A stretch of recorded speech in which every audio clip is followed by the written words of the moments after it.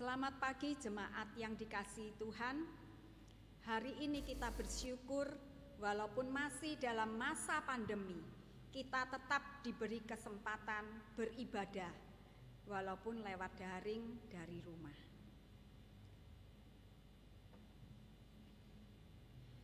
Arahkanlah hatimu kepada Tuhan dan beribadahlah kepadanya dengan sikap penyembahan. Pertolongan kita adalah dalam nama Tuhan yang menjadikan langit dan bumi, kasih karunia dan damai sejahtera dari Allah Bapa kita dan dari Tuhan Yesus Kristus menyertai kita. Amin. Bapak Ibu yang dikasihi Tuhan, Yesus yang Alfa dan Omega memimpin sepanjang hidup kita. Hanya Yesus patut dipuji karena kasih-Nya, karena anugerah-Nya yang berlimpah bagi kita. Sebagai orang beriman, mari kita memuji dengan penuh syukur. Hanya Yesus patut dipuji.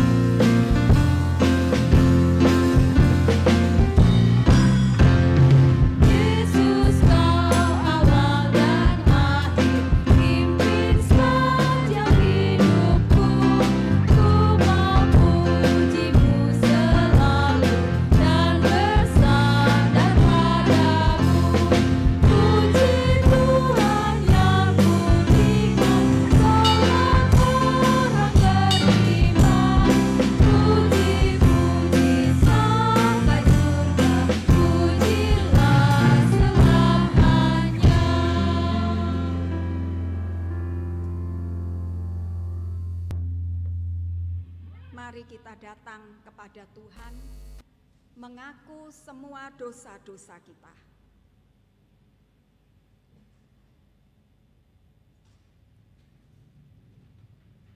Bapa yang Maha Pengampun, kami datang padamu, mengaku segala dosa yang telah kami lakukan, baik sengaja maupun tidak sengaja, yang kami lakukan dalam pikiran, perkataan, maupun perbuatan. Ampuni kami Tuhan, sering kami gagal untuk berbuat baik.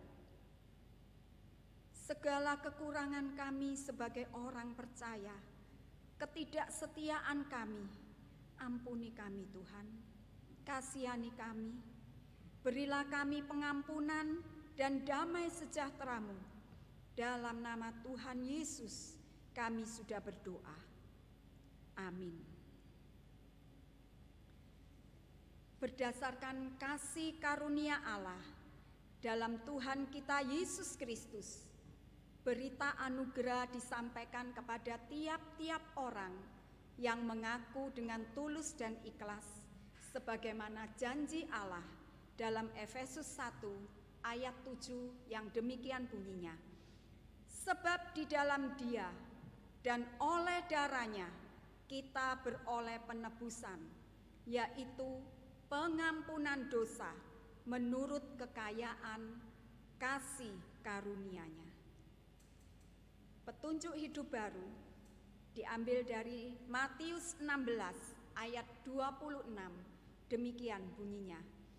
Apa gunanya seorang memperoleh seluruh dunia tetapi kehilangan nyawanya? Dan apakah yang dapat diberikannya sebagai ganti nyawanya? Bapak Ibu yang dikasihi Tuhan, ketika kita dalam terpuruk, tidak ada seorang pun yang dapat menghibur ataupun memberikan pertolongan. Di mana kita mencari pertolongan itu? Di mana kita mencari penghiburan itu? Dalam Yesus. Damai dan penghiburan, ketenangan dapat kita temui. Walaupun hidup kita penuh tantangan, hanya Yesus jawaban hidup.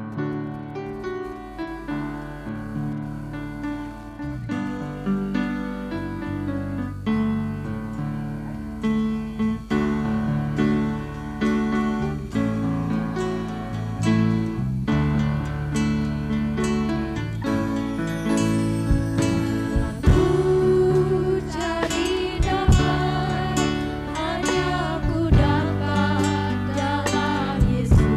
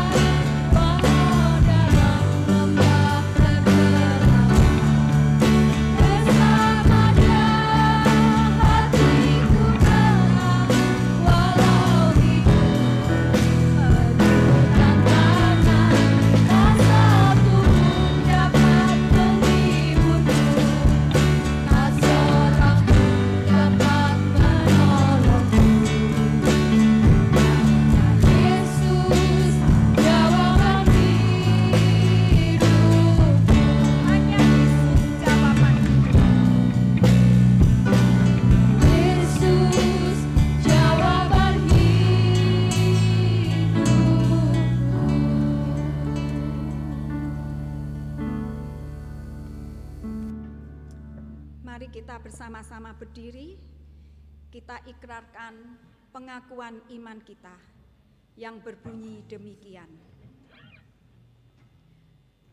Aku percaya kepada Allah, Bapa yang Maha Kuasa, Khalik langit dan bumi, dan kepada Yesus Kristus, Anaknya yang tunggal Tuhan kita, yang dikandung dari Roh Kudus, lahir dari anak darah Maria, yang menderita sengsara di bawah pemerintahan Pontius Pilatus, disalibkan, mati dan dikuburkan, turun ke dalam kerajaan maut. Pada hari yang ketiga, bangkit pula dari antara orang mati, naik ke surga, duduk di sebelah kanan Allah, Bapa yang Maha Kuasa, dan dari sana Ia akan datang untuk menghakimi orang yang hidup dan yang mati.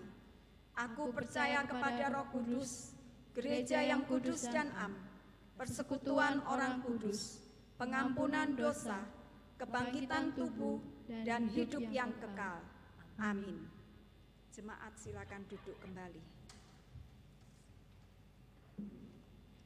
Sebelum kita mendengarkan firman Tuhan, kita siapkan pujian, sebab Kau layak terima pujian.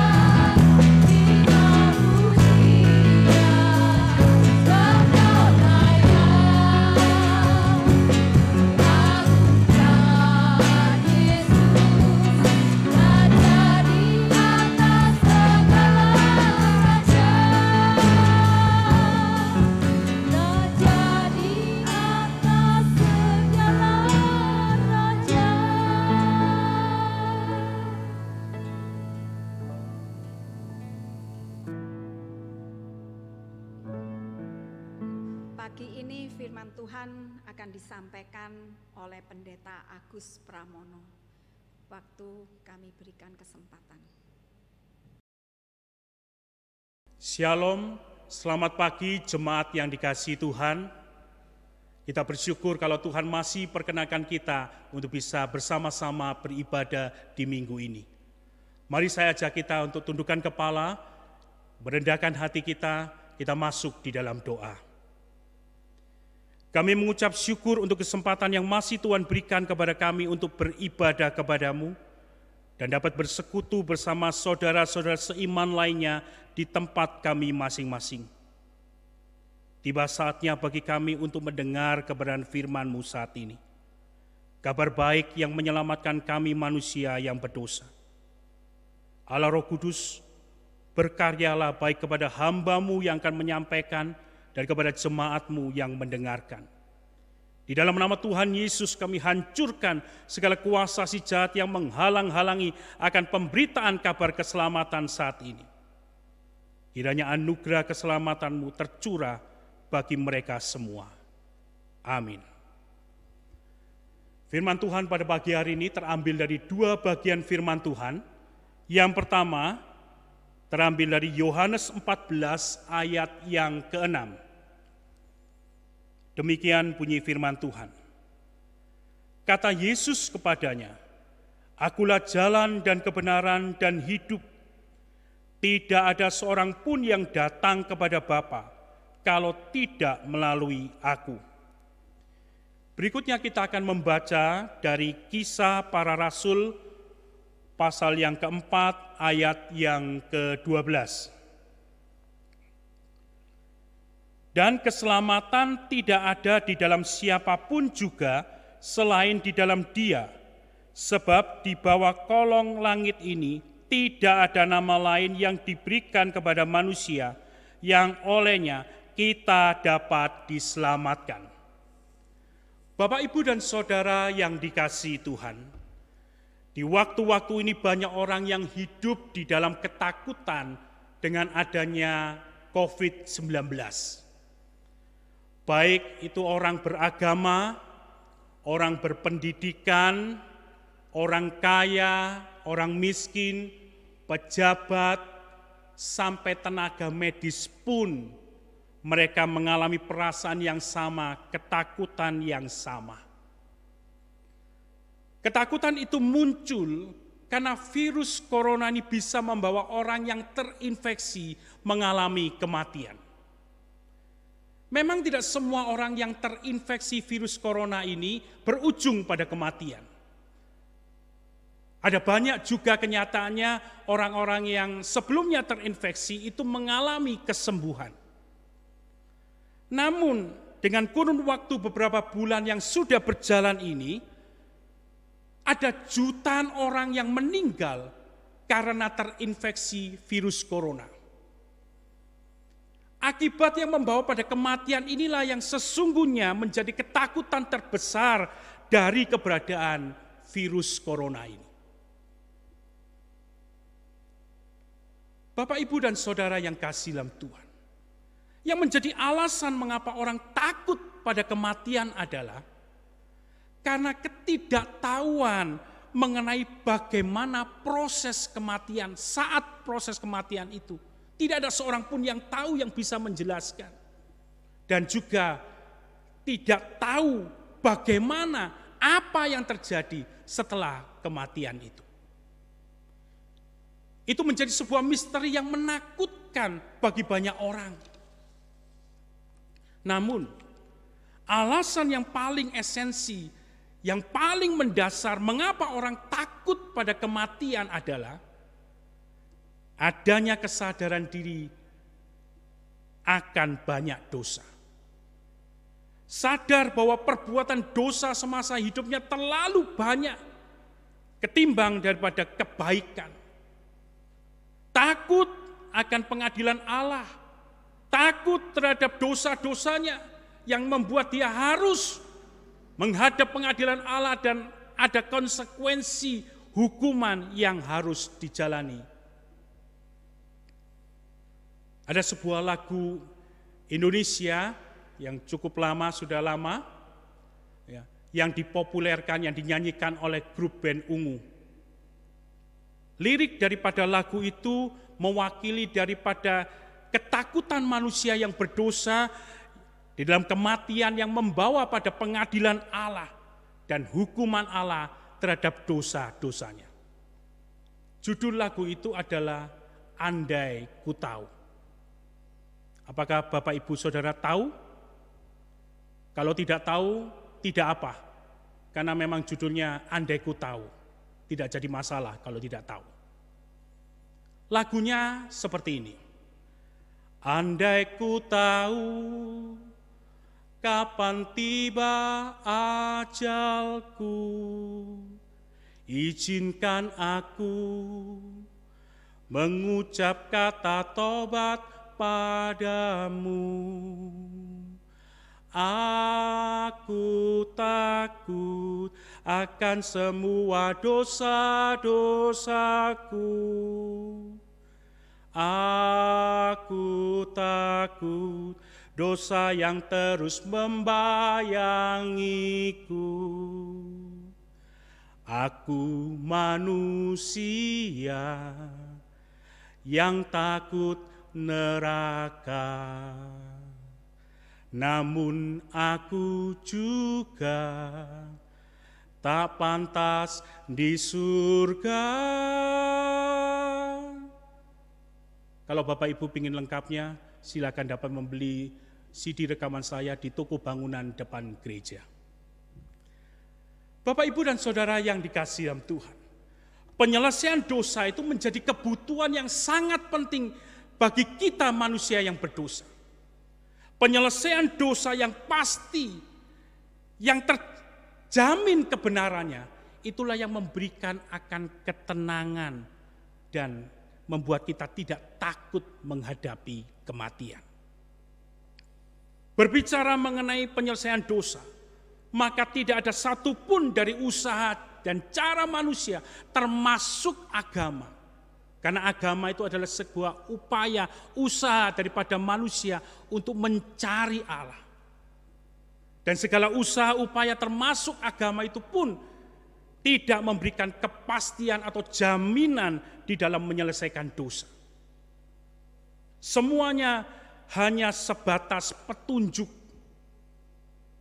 Dan semua hanya memberikan garansi mudah-mudahan. Mengapa itu terjadi? Karena manusia hanya sebatas tahu bahwa ada dosa di dalam dirinya. Manusia hanya sebatas tahu ada dosa yang membuat dia tidak layak untuk bisa berhidup bersatu dengan Allah yang kudus. Manusia hanya tahu bahwa dia harus menyelesaikan dosanya. Tetapi manusia tidak tahu bagaimana cara menyelesaikan dosa. Manusia hanya tahu ada surga, ada neraka. Tetapi manusia tidak tahu bagaimana dia bisa berjalan, dia bisa sampai kepada surga itu. Saudara, ada cerita.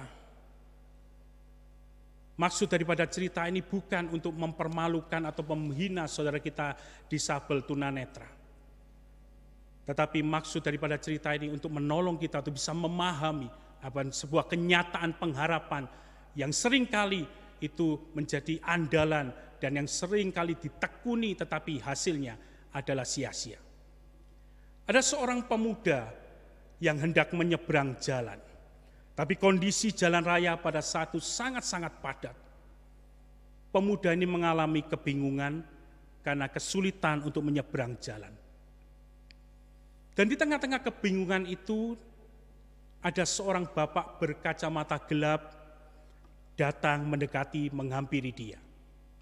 Dan bapak itu bertanya kepada dia, apakah boleh kita menyeberang bersama-sama? Pemuda ini dengan gembira mengatakan, baik Pak, silakan. Dan segera pemuda itu menggandeng tangan bapak itu. Dan mulailah berdua mereka berjalan. Namun naas, di tengah-tengah perjalanan mereka karena memang padatnya kendaraan pada saat itu, akhirnya terjadilah kecelakaan.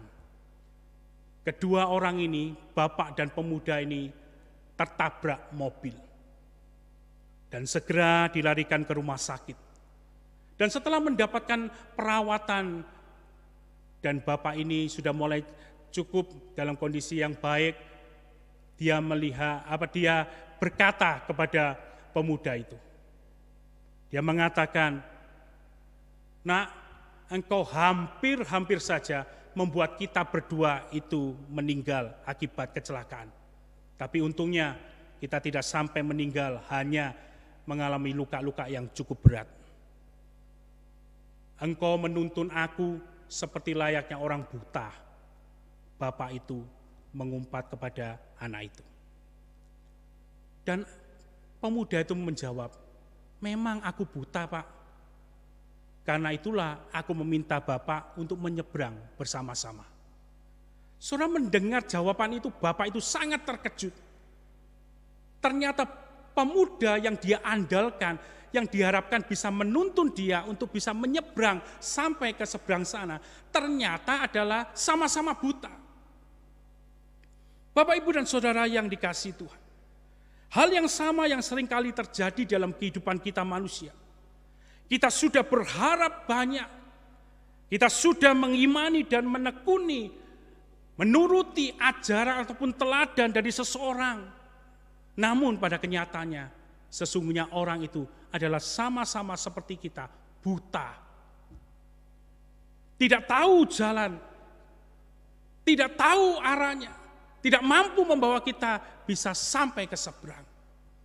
Saudara kasih dalam Tuhan, hal itulah yang memang sudah ditegaskan di dalam firman Tuhan dalam Kisah Para Rasul 4 ayat 12. Bahwa keselamatan itu tidak ada di dalam siapapun selain di dalam Dia, yaitu Yesus. Di bawah kolong langit ini tidak ada nama lain yang diberikan Allah kepada manusia, di mana setiap kita manusia itu bisa diselamatkan selain di dalam nama Yesus. Dan kalau kita perhatikan di dalam ayat itu, ada istilah siapapun, Dia, nama lain. Saudara pun siapapun Dia dan nama lain itu menunjuk pada keberadaan orang, yaitu Yesus. Seperti halnya penjelasan malaikat pada kelahiran Tuhan Yesus dalam Lukas 2 ayat yang ke-11.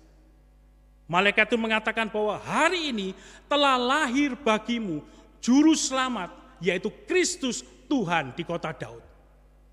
Malaikat yang adalah utusan Allah itu menjelaskan bahwa Yesus adalah juru selamat yang dijanjikan Allah kepada kita manusia yang berdosa. Jadi yang dimaksud di dalam Kisah Para Rasul 4 ayat 12, nama yang di dalamnya kita manusia yang berdosa mendapatkan keselamatan, itu menunjuk pada Tuhan Yesus. Sehingga adalah tepat dan dapat dipertanggungjawabkan apabila Tuhan Yesus menyatakan dirinya di dalam Yohanes 14 ayat ke-6, akulah jalan dan kebenaran dan hidup. Tidak ada seorang pun yang dapat sampai kepada Bapa kalau tidak melalui aku. Sebab memang Yesus adalah jalan yang benar. Jalan yang ditentukan oleh Allah untuk membawa kita orang percaya selamat. Jalan yang ditentukan Allah untuk membawa kita kembali hidup mengalami persekutuan dengan Allah. Yesus adalah satu-satunya nama yang diberikan Allah kepada manusia yang di dalamnya kita mendapatkan keselamatan. Bapak, Ibu, dan Saudara yang dikasihi dalam Tuhan. Kalau kita memperhatikan hanya ada satu jalan yang diberikan Allah di mana setiap kita manusia berdosa mendapatkan keselamatan. Itu merupakan pernyataan daripada Allah sendiri sejak dari awal. Mari kita perhatikan dalam Kejadian pasal yang ketiga. Peristiwa manusia jatuh ke dalam dosa. Di ayat yang ke-8 dan ke-10, di situ dikatakan bahwa manusia yang berdosa itu takut kepada Allah. Manusia yang berdosa itu tidak mencari Allah dan tidak minta ampun kepada Allah. Tetapi dikatakan manusia itu bersembunyi. Dan di ayat yang ke-9, Allah yang mencari, Allah yang memanggil manusia. Inisiatif itu datang daripada Allah. Rencana keselamatan itu Allah yang menyatakan, yang merencanakan, bukan manusia yang merencanakannya. Dan di ayat yang ke-15 dalam Kejadian 3, kita bisa juga melihat ketika manusia jatuh dalam dosa, Allah bukan hanya sedih dan marah, tetapi Allah tetap mengasihi manusia dengan memberikan jalan keluar kepada manusia. Allah mengatakan bahwa nanti dari keturunan manusia itu akan meremukkan kepala. Dari keturunan manusia itu akan menghancurkan, mengalahkan daripada kuasa iblis itu. Dan kalau kita perhatikan, keturunan manusia yang dimaksud itu memakai bentuk tunggal. Jadi yang dimaksudkan jalan keselamatan yang sudah Allah rencanakan dari awal sejak manusia jatuh dalam dosa. Itu adalah satu, tidak ada jalan lain. Yaitu hanya ada di dalam Tuhan Yesus. Melalui Yesus Kristus yang lahir dalam dunia ini. Yesus yang mati di kayu salib yang menggantikan dosa kita. Yesus yang bangkit daripada kematian. Dan Yesus yang naik ke surga. Sesungguhnya itulah yang sudah memberikan kepastian dari keselamatan bagi kita, orang-orang yang percaya kepadanya. Bapak, Ibu, dan Saudara yang dikasihi dalam Tuhan. Saat ini kita sedang hidup di dalam zaman pluralisme. Ajaran yang mengatakan bahwa semua agama itu sama. Memang pada kenyataannya ada banyak kesamaan dari agama-agama yang ada. Sama-sama mengajarkan akan kebaikan. Sama-sama untuk mengajak untuk beribadah menyembah Allah. Sama-sama untuk mengajarkan untuk hidup benar menjauhi dosa. Dan masih banyak lagi kesamaannya. Tapi satu perbedaan yang sangat penting yang ada di dalam kekristenan, yaitu dosa sudah terselesaikan. Di kekristenan kita mengenal juru selamat. Tuhan Yesus yang telah menyelesaikan segala dosa-dosa kita di kayu salib. Tuhan Yesus yang sudah membuktikan akan kemenangannya mengalahkan kuasa dosa itu. Dan Tuhan Yesus yang memberikan kepastian pengharapan, yaitu kemana kita kelak, yaitu ke sorga, di mana saat itu Tuhan Yesus berada. Mungkin ada di antara saudara yang saat ini mengatakan bahwa sorga dan neraka adalah kebohongan untuk menakut-nakuti manusia. Terserah. Tapi yang pasti neraka itu sedang menunggu orang-orang yang berdosa, yang tidak mau bertobat. Saudara, Yesus mengasihimu. Yesus rela menggantikan hukuman dosa setiap kita manusia dengan mati di kayu salib. Sehingga setiap kita orang percaya tidak perlu lagi mengalami akan hukuman murka daripada Allah. Yesus senantiasa sabar, setia menunggu di depan pintu hatimu saat ini. Memanggil-manggil namamu. Ia rindu supaya engkau membuka pintu hatimu dan mengizinkan dia masuk. Sehingga engkau tidak lagi gelisah dan takut pada kematian. Karena engkau memiliki juru selamat. Juru selamat yang memberikan kepastian yang akan membawa kita kepada surga yang penuh dengan sukacita. Amin. Mari kita masuk di dalam doa. Tuhan, kami menyadari bahwa diri kami adalah orang yang berdosa. Hati, pikiran kami penuh dengan dosa.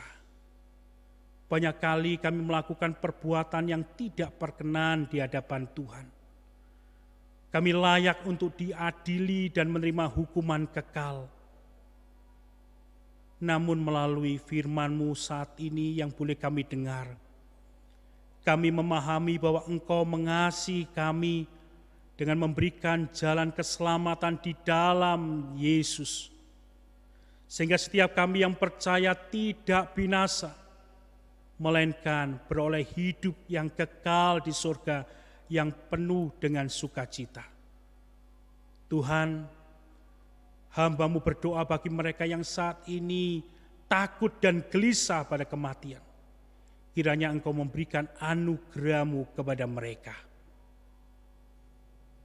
Kami juga menyerahkan akan kehidupan gereja-gereja Tuhan di masa pandemi ini. Kiranya pemeliharaan Tuhan mencukupkan segala pembiayaan operasional yang ada. Tuhan memberkati kehidupan keluarga serta usaha pekerjaan jemaat-Mu. Berikan mereka kesabaran, berikan mereka ketabahan di dalam masa-masa sulit, masa pandemi COVID ini. Dan kami juga berdoa untuk jemaat kami yang sakit dan yang dalam masa pemulihan. Kiranya Tuhan menyembuhkan dan memberkati akan pemulihan kesehatan mereka. Berkatilah pemerintahan Indonesia untuk tetap kuat dan bijak di dalam menangani masalah pandemi COVID, masalah ekonomi, masalah politik keamanan, dan masih banyak masalah yang lainnya yang harus dihadapi dan diselesaikan.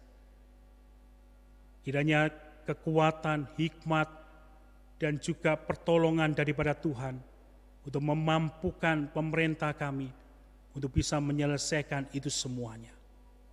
Di dalam nama Tuhan Yesus kami berdoa. Amin. Terima kasih untuk firman Tuhan yang sudah disampaikan oleh Pendeta Agus Pramono.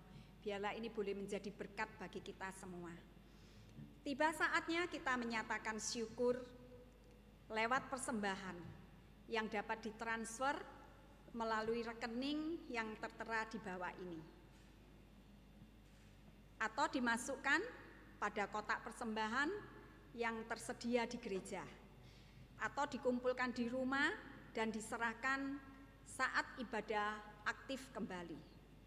Sebagai dasar dari firman Tuhan diambil dari 2 Korintus 9 ayat 7 yang demikian bunyinya. Hendaklah masing-masing memberikan menurut kerelaan hatinya, janganlah dengan sedih atau karena paksaan. Sebab Allah mengasihi orang yang memberi dengan sukacita.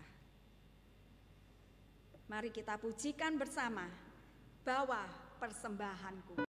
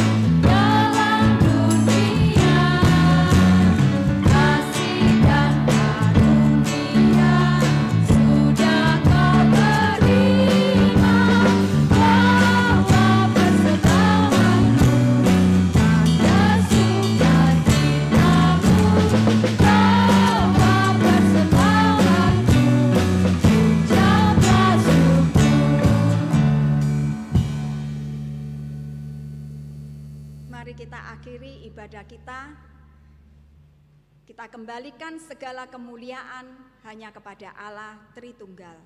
Doksologi. Thank you.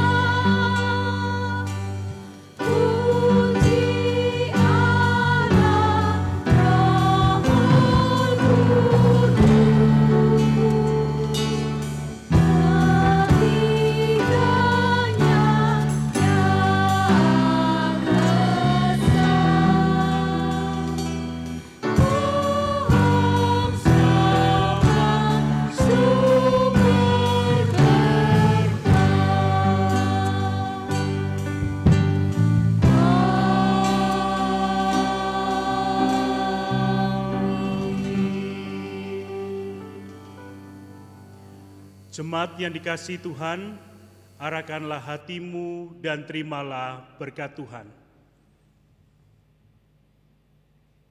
Kiranya kasih, karunia, dan damai sejahtera Allah yang melampaui segala akal, keselamatan di dalam Yesus Kristus, persekutuan, pertolongan, penghiburan, dan kuat kuasa daripada Allah Roh Kudus, menyertai, memimpin, dan memberkati hidupmu saat ini sampai selamanya. Amin.